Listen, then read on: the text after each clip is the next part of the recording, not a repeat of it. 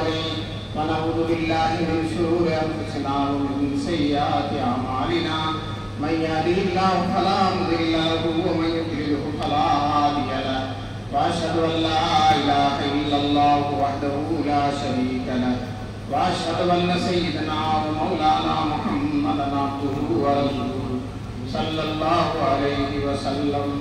أعوذ بالله من الشيطان الرجيم. بسم الله الرحمن الرحيم. والذين جاهدوا فينا لنهدينهم سبلنا صدق الله العلي العظيم.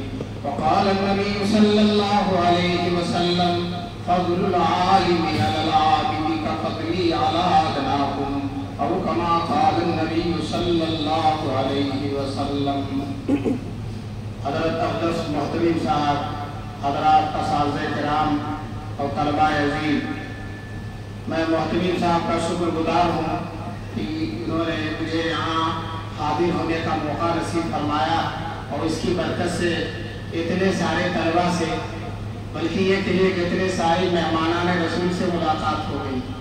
یہ بڑی خوشی کی بات ہے اور محترم صاحب کا یہ جذبہ خیر ہے اور آپ حضرات سے محبت اور ہمدردی ہے کہ چاہتے ہیں کہ آپ لوگ کتنا سنور جائیں، کتنا سدھر جائیں، کتنے باکمال بن جائیں. یہ ان کا جذبہ ہے. اسی جذبے کے تحت مجھے بھی انہوں نے یاد کیا کہ میں کچھ باتیں بتاؤں جو ہم سب کے لیے مفید ثابت ہوں. اللہ تبارک تعالیٰ ہمارے اس بیٹھنے کو قبول فرمائے. آپ کا یہ مدرسہ دارالعلوم زکریا دیوبند کے اہم ترین مدارس میں سے. میں یہ نہیں کہوں گا کہ دارالعلوم کے بعد سب سے اہم ہے، لیکن اتنا کہوں گا کہ اہم ترین مدارس میں سے ہے. اور ماشاءاللہ یہاں تعلیم تربیت کا بہت لحاظ کیا جاتا ہے. نمازوں کا بڑا اہتمام ہے، طلبہ کی حاضری کا بھی بڑا اہتمام ہے، گھومنے پھرنے سے طلبہ کو بچایا جاتا ہے. بہرحال آپ کے کامل بننے کے جتنے ذرائع ہیں الحمدللہ سارے ذرائع کو اختیار کرنے کی کوشش کی جاتی ہے. اللہ تعالیٰ اس مدرسے کو، مدرسے کے ذمہ داروں کو دن دوگنی اور رات چوگنی عظمتوں اور ترقیات سے سرفراز فرمائے. میں نے آیت پڑھی تھی. آیت میں اللہ تعالیٰ فرماتے ہیں والذین جاہدوا فینا، وہ لوگ جو ہمارے راستے میں مجاہدہ کرتے ہیں، محنت کرتے ہیں، کوشش کرتے ہیں. لنہدینہم سبلنا، اللہ تعالیٰ کہتے ہیں ہم ان کے لیے اپنا راستہ کھول دیتے ہیں. بہت سے لوگ ایسے ہیں کہ ان کے پاس 10 دفعہ جائیے وہ اپنا دروازہ کھولیں گے، 1000 دفعہ جائیے آپ کی آواز وہ سنیں گے نہیں، آپ کا مقصد نہیں پورا کریں گے. لیکن اللہ تعالیٰ فرماتے ہیں جو بندہ میرے راستے میں محنت کرتا ہے، محنت صرف محنت، لنہدینہم سبلنا، ہم اس کے لیے اپنا راستہ کھول دیتے ہیں. اللہ تعالیٰ سے سچا کسی کا وعدہ نہیں ہو سکتا. تو اللہ کی راہ بھی ہے کھلی، آثار و نشان سب قائم ہیں. اللہ کی راہ بھی ہے کھلی، آثار و نشان سب قائم ہیں. اللہ کے بندوں نے لیکن اس راہ پہ چلنا چھوڑ دیا. اگر آج بھی اس راستے پر چلے، محنت کے راستے پر، مجاہدے کے راستے پر، یہ جو آیت میں نے پڑھی ہے اس کی تفسیر سب سے بڑے مفسر قرآن حضرت عبداللہ بن عباس فرماتے ہیں جو علم میں محنت کرتا ہے. کس میں محنت کرتا ہے؟ علم میں، کسی اور چیز میں نہیں. سب سے بڑی بات کس میں؟ علم میں. اس لیے کہ اللہ تبارک تعالیٰ کے ہاں سب سے بڑی دولت کیا ہے؟ دولت علم ہے. تو جو علم میں محنت کرتا ہے لنہدینہم سبلنا، ہم اس کے لیے اب عمل کا راستہ کھول دیتے ہیں. عالم بھی بہت بڑا بنا دیتے ہیں، لیکن عالم بہت بڑا بن جانا یہ مقصود نہیں ہے. اصل مقصود ہے کہ جو اپنے علم پر عمل کرے. تو جو طالب علم پڑھنے کے زمانے میں مجاہدہ کرتا ہے، محنت کرتا ہے، راتوں کو جاگتا ہے، کتابوں کا احترام کرتا ہے، استادوں کا احترام کرتا ہے، علم کے شرائط پر عمل کرتا ہے، تو اللہ تبارک تعالیٰ اس کو عمل کی توفیق دے دیتے ہیں. اور سب سے بڑی دولت کیا ہے؟ بولو عمل ہے. کہتے ہیں حضور پناہ مانگتے تھے اللہم انی اعوذ بک من علم لا ینفع، اے اللہ میں پناہ مانگتا ہوں اسی علم سے جو نفع بخش نہ ہو. اور نفع بخش وہی علم ہوتا ہے جس پر عالم خود عمل کرتا ہے. عالم خود عمل کرتا ہے، خود عمل کرتا ہے تو اس کے علم کا فائدہ ہوتا ہے. آدمی عمل کرے علم پر، چاہے وہ تقریر کرے یا نہ کرے، چاہے سمجھائے یا نہ سمجھائے، خود بخود اس کے پاس جانے والے کو عمل کی کیا ہو جاتی ہے؟ توفیق ہو جاتی ہے۔ شاہ رسول اللہ شاہ رحمۃ اللہ علیہ بہت بڑے بزرگ حضرت اقدس حکیم الامت مولانا اشرف علی تھانوی رحمۃ اللہ علیہ کے خلیفہ ہیں، وہ کہتے ہیں ہماری مجلس میں آنے والے اگر ہمارے بولنے کو بات کرنے کو ضروری سمجھتے ہیں تو ہماری مجلس میں نہ آیا کریں۔ کیا مطلب؟ ہم چپ چاپ بیٹھے رہیں گے، وہ آ کر ہمارے پاس بیٹھے، انشاءاللہ ان کو فائدہ ہوگا، چاہے ہم بولیں یا نہ بولیں۔ تو ایسا عالم جو اپنے علم پر عمل کرتا ہے، چاہے وہ تقریر کرے یا نہ کرے، چاہے سمجھائے یا نہ سمجھائے، اس کی بات کا لوگوں پر غیبی اثر ہوتا ہے اور اس کے دل میں جو بات ہوتی ہے وہ سامنے والے کے دل میں چلی جاتی ہے۔ شیخ الہند حضرت مولانا محمود حسن صاحب رحمۃ اللہ علیہ جب مالٹا سے واپس آئے تھے تو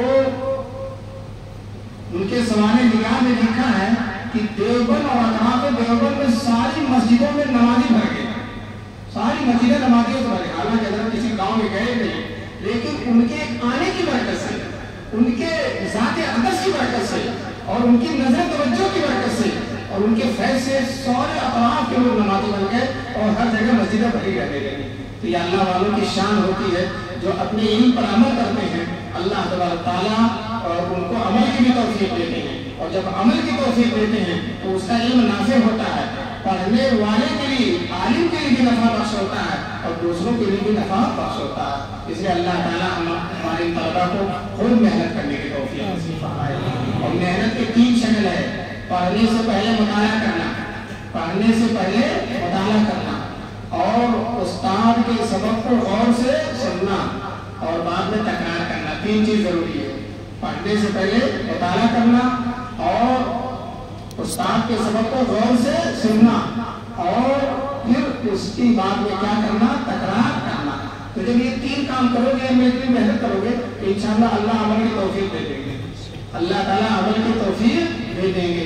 اگر یہ تم نے 3 کام کیا تو انشاءاللہ اللہ عمل کی توفیق۔ اور یہ بھی یاد رکھو، بعض لڑکے کہتے ہیں میگزین میں محنت نہیں کریں گے، پتہ نہیں میگزین یہاں پڑھائی جاتی ہے، بعض لڑکے کہتے ہیں میگزین میں محنت، بعض کہتے ہیں سلم میں محنت نہیں کرتے، بالکل بیکار ہے۔ اور بعض لوگ اور بھی اسی طرح کی منطق و فلسفہ کی کتابیں، حضرت مولانا قاسم نانوتوی رحمۃ اللہ علیہ فرماتے تھے کہ درس نظامی میں جتنی کتابیں ہیں، درس نظامی میں جتنی کتابیں ہیں، میگزین، سلم، ملا اعظم، جتنی بھی کتابیں ہیں، ہر کتاب کو اگر مطالعہ کر کے پڑھا لے گا تو عالم کہا جائے گا، اور اگر ہر کتاب کو مطالعہ کر کے نہ پڑھائے تو وہ عالم نہیں کہا جائے گا۔ تو ہمارے عالم بننے میں جس طرح سے قرآن ضروری ہے، حدیث ضروری ہے، اسی طرح سے میگزین بھی ضروری ہے، اسی طرح سے سنت بھی ضروری ہے۔ اس لیے کہ منطق سی بہت سی باتیں ایسی ہوتی ہیں کہ نصوص کتاب قرآن اور حدیث کا سمجھنا اس کی وجہ سے کیا ہو جاتا ہے؟ آسان ہو جاتا ہے۔ اس لیے ساری کتابوں پر محنت کرو۔ اور یہ حضرت نے کہا بہت سے لوگ ہوتے ہیں جو عالم کہے جاتے ہیں لیکن عالم ہوتے نہیں ہیں، عالم کہے جاتے ہیں لیکن عالم نہیں ہوتے۔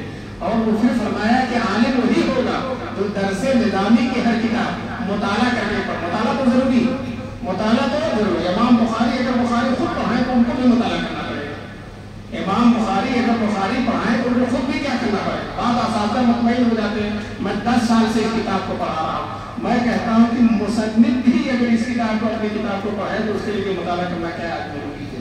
اس لیے استادوں کے لیے ہر مرحلے پر مولانا عاطف صاحب سہارنپور میں شیخ الحدیث ہیں، مولانا یونس صاحب کے بعد ان کو بخاری کی خود بہت جیدی تعلیم، ابو داؤد وغیرہ بہت دنوں سے پڑھا رہے ہیں، لیکن 7 گھنٹہ مطالعہ کرتے ہیں۔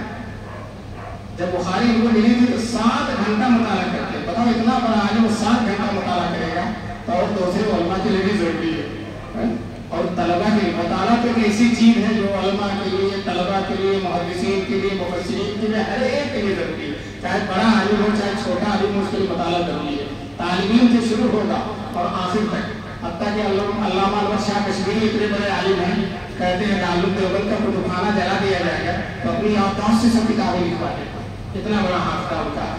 اور ایک دفعہ حکیم الاسلام قاری طیب صاحب رحمۃ اللہ علیہ ایک کتاب لکھ رہے تھے، کتاب میں ایک آدمی کے بارے میں لکھنا تھا، مشاہیر عالم، دنیا کے مشاہیر جو کسی چیز میں مشہور ہو۔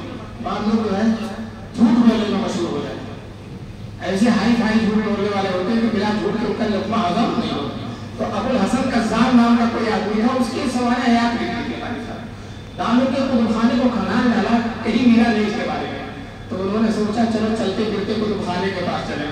علامہ انور شاہ کے پاس آئے کہ حضرت اس آدمی کے بارے میں کہیں کچھ مل نہیں رہا. تو حضرت نے کہا نوٹ کر لیجیے اور بتایا فلاں سن میں پیدا ہوا، فلاں سن میں انتقال ہوا، اور فلاں ہوا، فلاں فلاں واقعہ، پوری جتنا ان کو لکھنا تھا اس سے زیادہ بتا دیا. تو قاری طیب صاحب رحمۃ اللہ علیہ کا حضرت راٹھی کسی کتاب میں مطالعہ کیا، کہنے لگے 40 سال پہلے کتاب میں دیکھا تھا. کتنے پہلے؟ 40 سال پہلے کتاب میں دیکھا تھا اور وہ آج تک کسی طرح سے مستعد ہے. تو یہ اتنے بڑے عالم ہیں، لیکن جب مرض موت میں مبتلا ہو گئے، بیمار ہو گئے، ڈاکٹروں نے مطالعے سے منع کر دیا، تو سختی سے کے ساتھ جو تیماردار جو تھے خدمت کرنے والے سختی سے کتابوں کے مطالعے سے روک دیا. لیکن جب تیماردار چلے جاتے تھے تو جلدی سے پھر کتاب اٹھا لیتے، جلدی سے پھر کتاب اٹھا لیتے. مولانا شبیر عثمانی صاحب رحمۃ اللہ علیہ جو ان کے ہم استاد ہیں، استاد کے بھائی ہیں اور استاد بھائی ہیں ان کے اور بالکل برابر کے ہیں، 19-20 کا فرق ہے. وہ ایک دن آئے تو دیکھا کہ شاہ صاحب مطالعہ کر رہے ہیں. کہا حضرت کون سی تحقیق رہ گئی تھی، کون سی تحقیق باقی رہ گئی تھی جو آپ مطالعہ کر رہے ہیں؟ اگر اتنا ہی کوئی اہم کام تھا تو ہم کو خدام کو بتا دیتے، ہم کتابوں سے نکال دیتے. تو کہنے لگے جی بلا مطالعے کے چین نہیں آتا، بلا مطالعے کے چین نہیں آتا.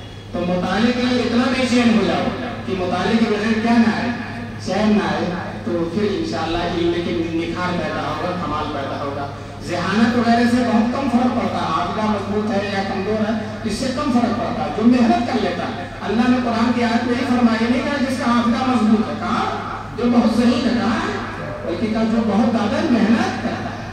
تو بہت سے طلبہ یہ کہتے ہیں ہم محنت کرتے ہیں پھر بھول جاتے ہیں.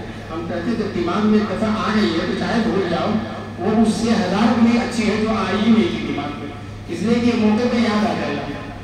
بہت سی چیزیں ایسی ہیں جو بھولی رہتی ہے، جب ضرورت پڑتی تو یاد آ جاتی ہے. اس کی میں مثال دیتا ہوں کہ جب سب لوگوں کو اللہ تعالیٰ نے عالم ذریت میں اکٹھا کیا تھا عہد الست میں، تو سب سے کہا تھا الست بربکم، کہ میں تمہارا رب نہیں ہوں.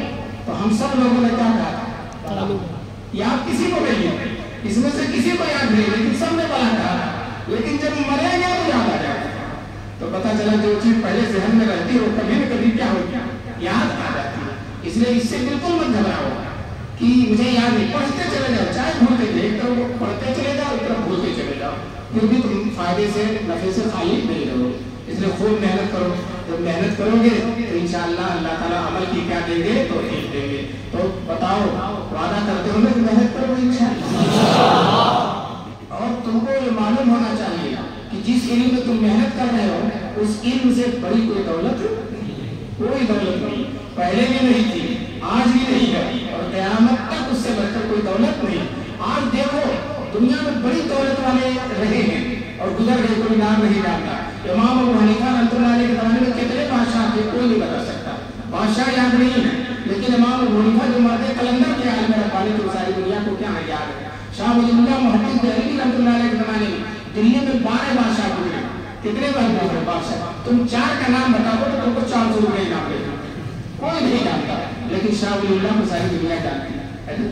پتا چلا علم اتنی بڑی دولت ہے کہ اس کی وجہ سے لوگوں کے دلوں میں رہتا ہے، اور لوگوں کو جب دلوں میں رہتا ہے تو انشاءاللہ اللہ تعالیٰ کے دربار میں کوئی سکون رہے گا.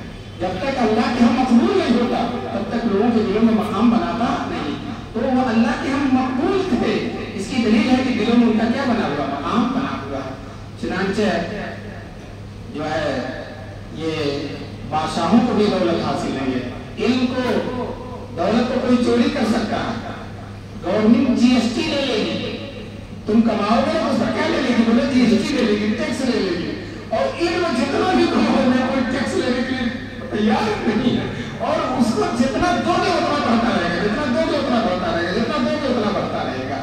اور کتنی بڑی دولت ہے.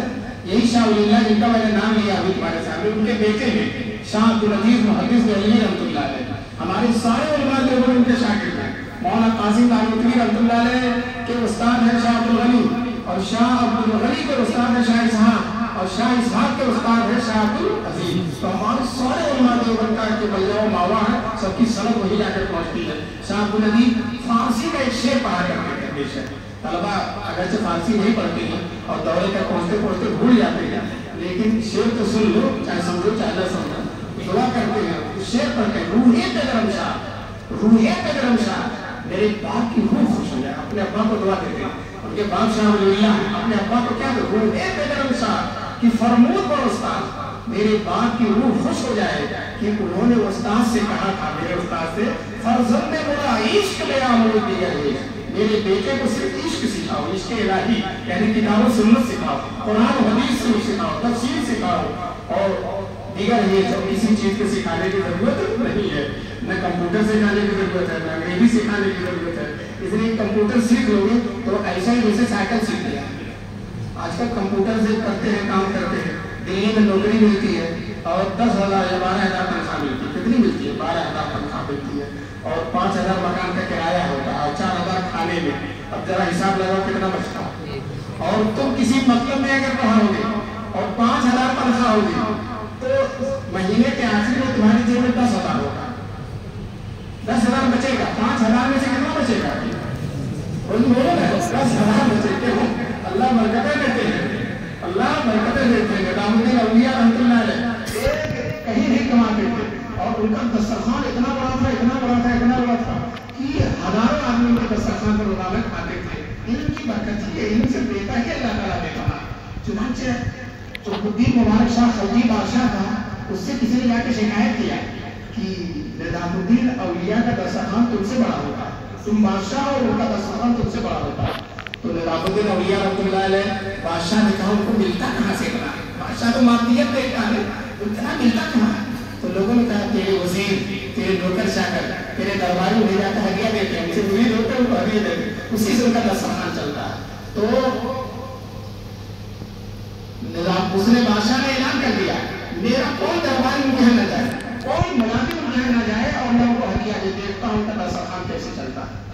ادھر نظام الدین اولیاء رحمۃ اللہ علیہ کو معلوم ہوا تو انہوں نے اعلان کر دیا کل سے دسترخوان دوگنا رہے گا، کل سے دسترخوان دوگنا رہے گا، جس کا جتنا چیز چاہے کھائے، جتنا چیز چاہے لے جائے۔ مولوی میں لکھا ہے لوگ آتے تھے اور طرح طرح کی نعمتیں جو ہے اعلیٰ سے اعلیٰ درجے کے کھانے جو بادشاہوں کے دربار میں ملے اور کھاتے تھے اور بانٹ بانٹ کے لے جاتے تھے۔ اور اللہ تعالیٰ لوگوں کو غیر سے دیتا ہے، ومن یتوکل علی اللہ فہو حسبہ، جو اللہ پر بھروسہ کر لیتا اللہ اس کے لیے کیا ویرزقہ من حیث لا یحتسب، اور اللہ اسے ایسی روزی دیتا ہے کہ اس سے ہمارے طلبہ اللہ پہ یقین نہیں رکھتے، کوئی کمپیوٹر سیکھ رہا ہے، کوئی انگریزی سیکھ رہا ہے، کوئی یہ سیکھ رہا ہے، تم فن کے لیے سیکھو، اگر سیکھنا تو فن کے لیے سیکھو، لیکن یہ کہ میرا ذریعہ معاش بن جائے گا، اسی سے مجھے روزی ملے گی، تو تم نے گویا کہ اللہ کی شان رضاقی کے خلاف کیا۔ اللہ کی شان رضاقی کو تمہیں اعتماد نہیں، اپنے کمپیوٹر سیکھنے پر اعتماد ہے، اپنے انگریزی سیکھنے پر سیکھو، ہو جاؤ پڑھو، ہم منع نہیں کرتے ہیں، لیکن روزی کے لیے کچھ مت پڑھنا، روزی دینے والا کون ہے؟ اللہ، اور علم دین میں محنت کرو گے انشاءاللہ اللہ تعالیٰ تمہیں روزی دے دے۔ عابد ابن حجر بہت بڑے محدث، رات دن پڑھتے لکھتے تھے، لیکن اللہ نے اتنی دولت دی تھی، ابن حجر ان کا نام اس لیے پڑا تھا کہ حجر کہتے سونا چاندی کو، سونا چاندی کا بھرپور تھی ان کے پاس، لوگ اللہ کے غیر سے بھیجتے تھے۔ چنانچہ ان اللہ والوں کا مقولہ ہے کہ اگر غیر سے کوئی چیز آئے تما نہیں کرنا چاہیے، مخلوق سے لالچ نہیں رکھنا، تما نہیں، اور جب بنا تما کے ملے تو منع نہیں، اور جب لے لیا تو جمع نہیں۔ کیا مطلب ہے؟ اگر کسی سے تما امید نہ رکھو، اللہ سے امید رکھو، لیکن یہ تما کے اگر آ جائے تو اس کو منع نہ کرو، اور لیکن جب لے لو تو اس کو جمع نہ کرو بلکہ خرچ کرو۔ چنانچہ نظام الدین اولیاء رحمۃ اللہ علیہ کا دربار پورا ایک کا گودام تھا، اس سے بھی بڑا تھا، وہ بھر جاتا تھا، اور ہفتے میں سب کھلاتے ملاتے جو بچ جاتا تھا تو ہفتے میں بانٹ دو اور جھاڑو دلوا دینا، جھاڑو دلوا دینا، پھر اگلے ہفتے میں اسی طرح دلوایا جاتا تھا۔ تو یہ علم دین کی برکت ہے، سمجھے۔ انگریزی پڑھنے والی جو بڑے بڑے پروفیسر ہیں، بڑے بڑے ڈاکٹر ہیں، پروفیسر ہیں، ایک مہمان آ جائے کہتے ہیں ڈسٹرب ہو رہا ہوں، ایک مہمان آ جاتا ہے، اور مولوی تمہارے مولوی صاحب آتے رہتے ہیں مہمان، مولوی کا کبھی تنہا کھاتا ہی نہیں، اس کے دسترخوان پر جو ہے 10-20 آدمی روزانہ موجود ہوتے ہیں۔ اور ابھی تعلیم دیوبند کے جو شیخ الحدیث سے شیخ الاسلام مولانا حسین احمد بدری رحمۃ اللہ علیہ 500 روپیہ تنخواہ تھی اور 50 مہمان روزانہ کھاتے، 50 مہمان روزانہ کھاتے، اور کھانا اتنا لذیذ ابھی دارالعلوم دیوبند کے محدث ہیں مولانا نعمت اللہ صاحب کے بھی جا کر ان کی زیارت کر لینا، بہت بڑے محدث ہیں اپنے زمانے میں کہ نادر ہے جو بے مثال ہے اپنے زمانے میں. تو وہ کہتے ہیں میں نے طالب علمی کے زمانے میں شیخ الاسلام کے دسترخوان پر کھانا کھایا تھا، پتلا سالن اور روٹی.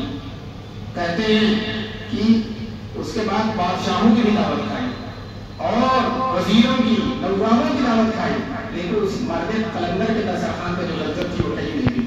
وہ لذت علم دین کی، تقویٰ کی تھی، خوف خدا کی تھی، رزق حلال کی دولت تھی.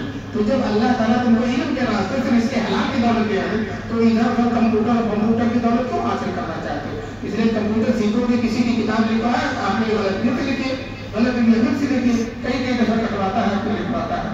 اور جو ہے عالم الحمدللہ پہلے بھی عزت کی اور آج بھی عزت ہے، اور صحیح معنی میں اگر عالم ہو تو اس کی ہمیشہ کیا رہتی ہے؟ وہ بھی عزت رہتی ہے اور روزی میں بھی کوئی کمی نہیں رہتی ہے.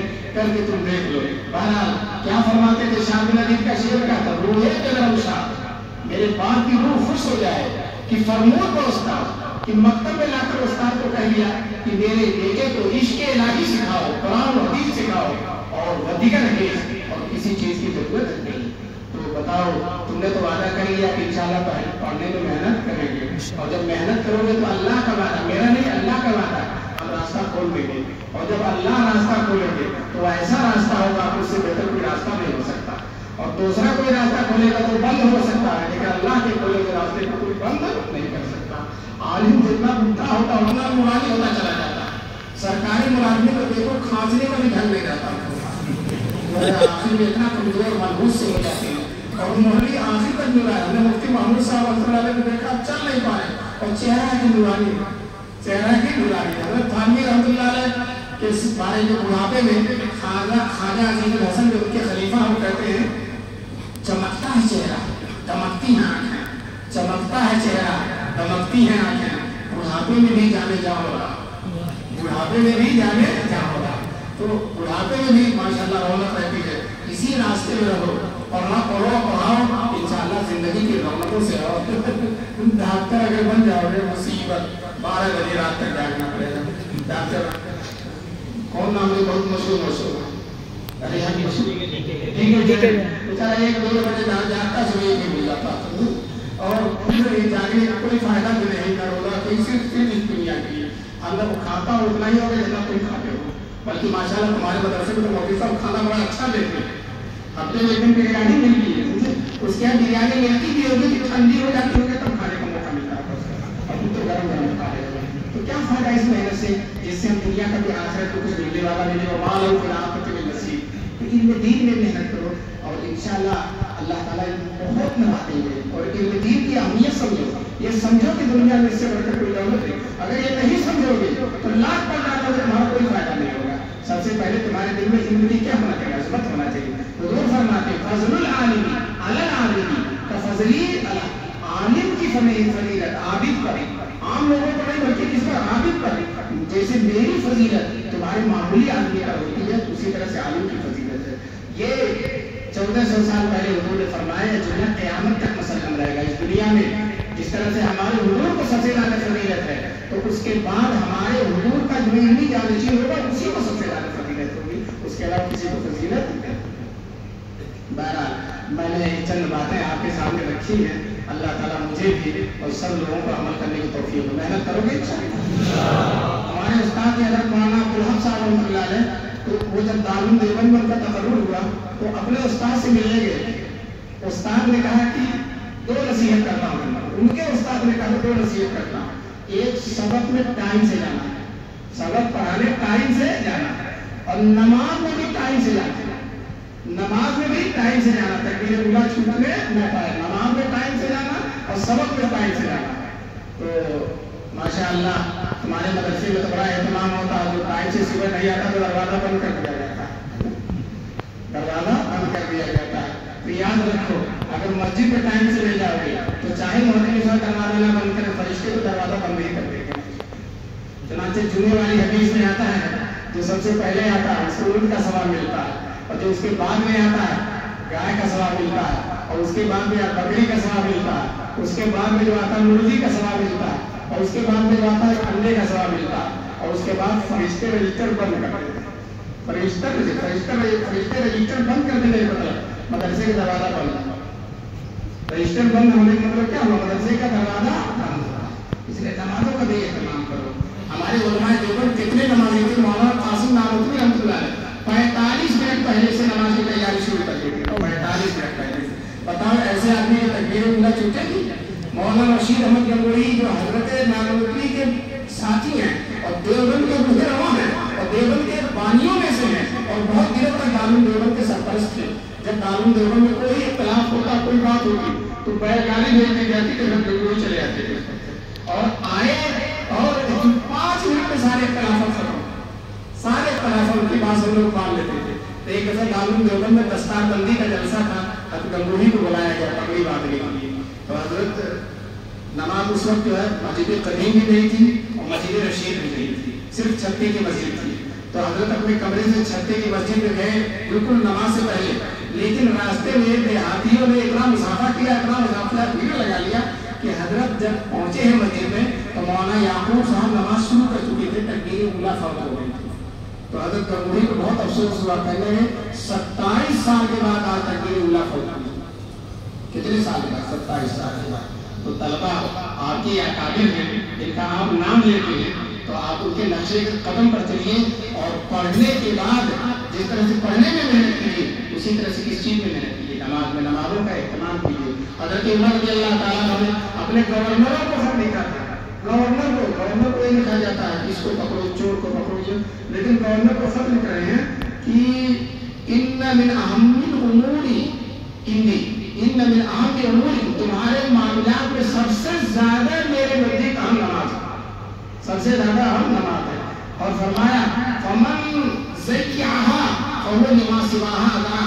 جو نماز کو ضائع کر دے گا اور نماز کے علاوہ ہر چیز کو ضائع کرے گا. جو نماز کو ضائع کرے گا وہ سبق لینے نہیں جائے گا، وہ مطالعہ بھی نہیں کرے گا، وہ تکرار بھی نہیں کرے گا اور وہ اور بھی دینی کام نہیں کرے گا. سارے دینی کاموں کی جڑ اور بنیاد ہے کون؟ وہ نماز. چنانچہ میدان محشر میں سب سے پہلے کس سے پوچھے؟ کس کے بارے میں؟ نماز کے بارے میں. اس لیے نماز کا بھی اہتمام کرو. طالب علموں کے لیے ضروری ہے کہ نماز پڑھنا.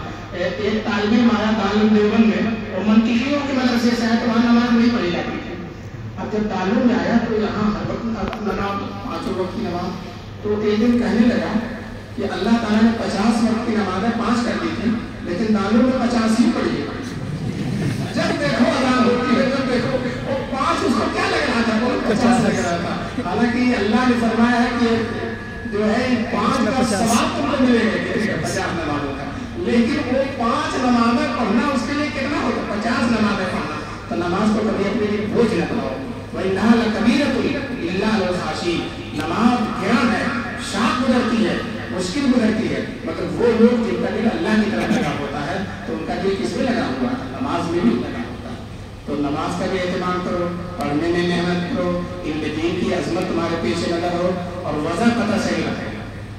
وضع قطع صحیح رکھو. طالب دوسرے تو نبی پاک صلی اللہ علیہ وسلم نے تم پڑھو گے مشکات میں کتاب اللباس، بخاری نے بھی ہے کتاب، ہر کتاب میں کیا ہے؟ کتاب اللباس. پتہ چلا کہ شرعی لباس ہونا بھی کیا ہے؟ ضروری ہے.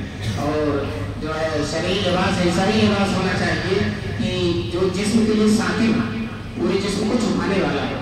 اور کہ مولویوں کا جو کپڑا ہے اس سے بہتر کوئی ساتن لباس نہیں. یہ مولویوں کا جو کپڑا ہے یقیناً اس سنت کے مطابق ہے. اور اس لباس میرے والد صاحب رحمۃ اللہ علیہ بڑے عالم تھے، زندگی بھر ان کی مدرسے میں روز کہتے تھے اس سے خوبصورت کوئی لباس ہے ہی نہیں. کرتا پائجامہ ٹوپی، اس سے خوبصورت کوئی لباس ہے ہی نہیں. چنانچہ ایک مولانا منظور نعمانی گزرے ہیں، ان کے والد بریلوی خیال کے تھے اور وہ کلیئر آئے تھے.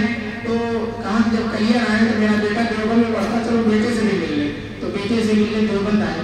جمعے کا دن تھا اور مغرب کی نماز میں پہنچے اور اس حالت میں پہنچے کہ مسجد میں سجدہ پڑھتے قدیم میں طلبہ سب سجدے میں تھے. اب سفید سفید کپڑا جمعے کے دن نہا کے بدل رکھا تھا. کہنے لگے تو فرشتے لگ رہے ہیں، یہ تو فرشتے لگ رہے ہیں. ان کی نماز کو دیکھ کر، ان کے سجدے کو دیکھ کر مولانا منظور نعمانی کے والد جو بدعتی تھے، پکے بریلوی تھے، انہوں نے اپنا مسئلہ بدل لیا کہ یہی اچھے لوگ ہیں، یہی اچھے لوگ ہیں. بتاؤ تمہاری نمازیں تبلیغ کرتی ہیں. تراہم رکان سجدہ، جیسا کہ صحابہ کرام کی طرف اللہ نے توجہ دلائی ہے. تراہم رکان سجدہ، دیکھو وہ رکوع بھی کرتے ہیں اور کیا کرتے ہیں؟ سجدہ بھی کرتے ہیں، تو ان کا رکوع سجدہ میں آ گیا تو پتہ چلا کہ اللہ تعالیٰ ہمارے رکوع اور سجدے کو بھی کیا کرتے ہیں؟ دیکھتے ہیں، تبھی تو صحابہ کے رکوع اور سجدے کو دکھوا رہے ہیں، تو ہمارا رکوع اور سجدہ بھی خوب شاندار ہونا چاہیے تاکہ اللہ اسے کیا کرے؟ دیکھے۔ بہرحال وضع خطر خوب اچھی رہتی، بال شریعت کے مطابق ہونا چاہیے، اس لیے کہ من تشبہ بقوم فہو منہم، فرمایا رسول پاک صلی اللہ علیہ وسلم نے، جو کسی قوم کی مشابہت اختیار کرتا ہے وہ انہی میں ہو جاتا ہے۔ آج کل طلبہ کو بہت شوق ہے بڑے بڑے بال رکھنے کا، ہم کہتے ہیں بڑے بڑے بال اگر رکھنا ہے تو شرعی رکھو، شرعی رکھو، لیکن ابھی شرعی کا زمانہ آیا نہیں ہے، جب ذرا سے کچھ اچھے خاصے ہو جاؤ، داڑھی وڑھی تھوڑا پکڑے ہو جائے لگے تب شرعی رکھو۔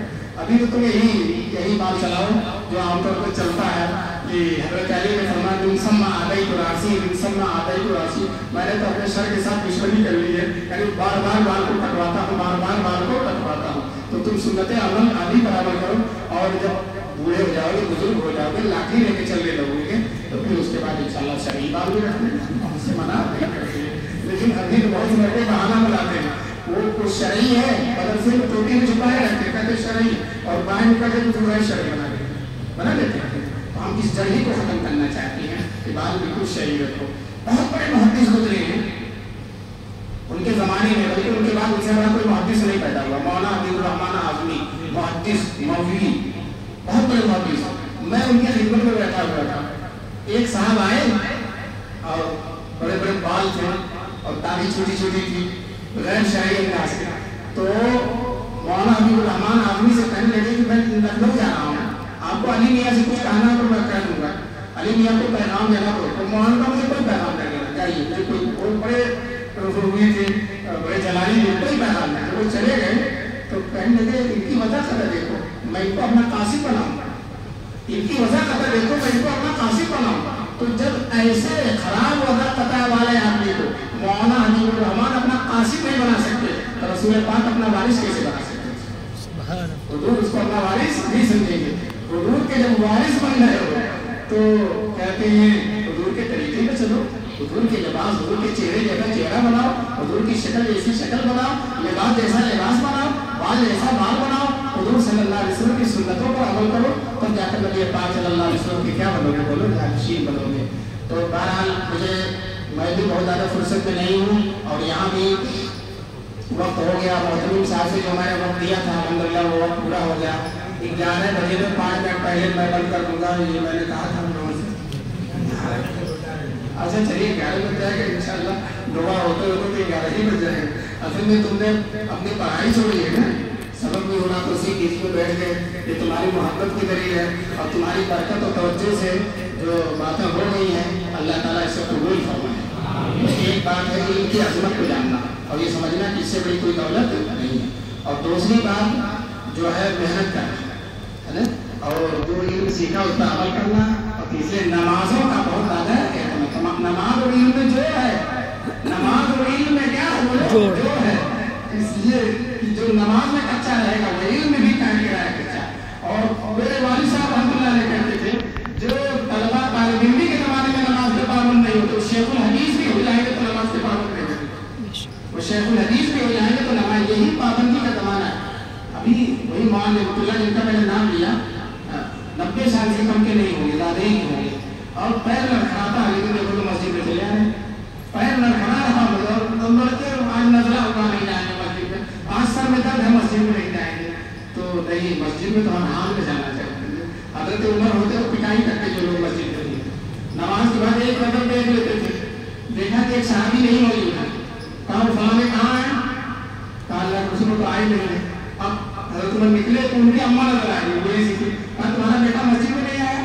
تو انہوں نے کہا رات تہجد رات بھر پڑھتا رہا، صبح سو گیا۔ کہنے لگے چاہے وہ رات بھر سوتا لیکن کو فجر میں آنا چاہیے، تہجد پڑھ کر فجر چھوڑنا ہے درست نہیں ہے، اس کو فجر میں آنا چاہیے تھا۔ تو دیکھ رہے ہو وقت کتنے بے نام تھے، اگر حضرت عمر ہوتے تو آج کل کے بے نمازی طلبا کی اچھی پٹائی کرتے فائدے سے، ان کو ٹوبے لگاتے ہیں۔ اس لیے تم لوگ نمازوں کا بھی خوب اہتمام کرو، وضاحت بھی اچھی رکھو، اور جس مدرسے میں پڑھتے ہو اسے محبت رکھو۔ بتاؤ کچھ بھی نہیں آتا تھا، مدرسے میں آئے بہت کچھ آ گیا نا، اب تم سیوتی کا قول سن رہے ہو، ابن حجر کا قول سن رہے ہو، رسول پاک کی حدیثیں سن رہے ہو، ابن عباس کی تفسیر سن رہے ہو اور سب سمجھ رہے ہو. یہ سمجھنے والا تم کو کس نے بنایا؟ بولے مدرسے نے بنایا. مطلب مدرسے میں آنے سے پہلے طلبہ کیسے ہوتے ہیں میں بتاؤں تم کو. ایک طالب علم گاؤں سے آیا اور مدرسے میں داخلے لے چھوٹا سا تھا. تو استاد نے کہا دسترخوان بچھا کے کھا لے. تو وہ جانتا ہی نہیں تھا کہ دسترخوان کا کیا مسئلہ ہوتا. تو دسترخوان بچھا کے اس کو بیٹھ گیا اور پلیٹ نیچے رکھ کے کھانے لگا. دسترخوان بچھو سمجھے بیٹھنے لگتی اتنا بھی نہیں جان دیا. اور مدرسے میں آتے ہیں ماشاءاللہ قرات خلف الامام پر تقریر کر رہے ہیں اور جو ہے ربیع الحانیت پر تقریر کر رہے ہیں, وحدت الوجود پر تقریر کر رہے ہیں اور بڑے بڑے اہم مسائل پر کیا کر رہے ہیں تقریر. وہی طلبہ ان کو کچھ نہیں آتا مدرسے میں کہاں تک ان کو پہنچا. آج بھی مدرسہ ان کی آنکھیں کھول دیتا اور اچھی اچھی بحثیں سمجھتے ہیں. ابن حجر کا قول, قسطلانی کا قول, کرمانی کا قول, بہت بڑے علماء کے اقوال سے سمجھتے ہیں. اور ہمارے یہاں دارالعلوم میں تخصص کی تحفظ سنت میں طلبہ ہیں, وہ کہتے تھے تقریب التہذیب, تہذیب التہذیب, لسان المیدان, میدان, ان کتابوں پر بڑا ڈر لگا رہا تھا. ہوا لگے کیا ہے کیا نہیں ہے, کون سے پہاڑ ہے. اب جب آئے اور کتابوں کھول کھول کے دیکھا تو ساری کتابوں سے محبت ہو گئی, ساری کتابوں کی اہمیت ختم ہو گئی. تو یہ کتابوں سے محبت ہو گئی, کتابوں کی اہمیت. اور تم کو کتنا مل گیا, تم چاہے بخاری پڑھ لو, تم چاہے قرآن کا مطالعہ کر لو, تم چاہے مسلم شریف پڑھ لو, تم چاہے احیاء العلوم امام غزالی کی پڑھ لو, قاسم العلوم مولانا قاسم کی طب نما پڑھ لو. یہ ساری کتابیں تم پڑھ سکتے, تمہارے اندر صلاحیت پیدا ہوگی. کس نے صلاحیت پیدا کی؟ مدرسوں نے استادوں نے پیدا کی ہے. اس لیے استادوں کے اچھے طلبہ انہیں استادوں سے پڑھ کر جو قابل ہو جاتے ہیں تو پھر انہیں استادوں کو تنقید کرتے ہیں. ارے یہ تنقید کرنے کی صلاحیت بھی کس نے پیدا کی؟ اسی استاد نے. تو اسی استاد کو تنقید کرتے ہیں کس نیا موقع علم تیر ازمانا کہ آپ کی عاقبت مراد نشانہ نہ کرے. کسی نے تیر کا علم مجھ سے نہیں سیکھا کہ آخر میں مجھے کو مار دیا, مجھ سے تیر سیکھا اور تیر کو مجھے پر کیا کر دیا, مار دیا. شیخ صاحب پہلے کہہ رہے ہیں تو کبھی بھی استادوں کو تنقید مت کرنا. تو استاد اگر ظلم بھی کر دے وہاں ختم ظلم کر دے اسے برداشت کرو. حضرت علی فرماتے ہیں جس نے مجھ کو ایک لفظ سکھا دیا میں اس کا غلام ہو گیا, وہ چاہے تو مجھے بیچ دے, وہ چاہے تو مجھے بیچ دے. علامہ انور شاہ کشمیری کا بھی میں نے تذکرہ کیا, شیخ الہند کے شاگرد ہیں. علامہ انور شاہ کشمیری شیخ الہند کے شاگرد ہیں اور شیخ الہند میں ان سے پوچھتے تھے مولوی انور قول کہاں ملے گا, مولوی انور قول کہاں ملے گا. تو حضرت انور بڑے ادب کے ساتھ بڑی لجاجت ہے, حضرت فلاں فلاں نے لکھا, فلاں فلاں کتاب میں مل گئے, فلاں استاد پوچھ رہے ان سے. اور جب استاد کی محفل میں جاتے تھے سامنے تو ایسا جھکتے تھے کہ لوگ ڈرتے تھے شاہ صاحب گر نہ جائے, ایسا جھک کر کھڑے ہوتے تھے کہ شاہ صاحب گر نہ جائے. علامہ ابراہیم بریادی وہ بھی شیخ الہند کے شاگرد ہیں, وہ کہتے ہیں ہم لوگ اپنے استاد کے گھر کی طرف پیر نہیں پھیلاتے. استاد کا اتنا احترام تھا کہ استاد کے گھر کی طرف پیر نہیں پھیلاتے. تو استادوں کا ادب بھی بہت ضروری ہے مجھے.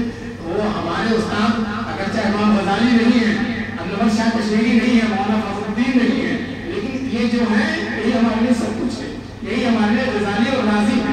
چنانچہ تین بزرگ ہیں, خواجہ معین الدین چشتی اجمیری رحمۃ اللہ علیہ, ان کے خلیفہ ہیں قطب الدین بختیار کاکڑ اور ان کے خلیفہ بابا فرید گنجشکر. ایک جگہ دونوں بزرگ موجود تھے, بابا فرید گنجشکر کے پیر بھی اور پیر کے پیر بھی موجود تھے.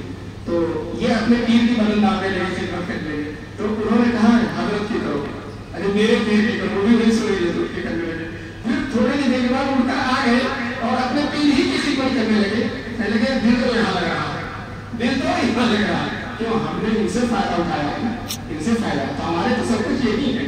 تو تم جن استادوں سے فائدہ اٹھا رہے ہو, جن سے تمہاری آنکھیں کھل گئی ہیں, وہی اساتذہ تمہارے لیے سب کچھ ہے.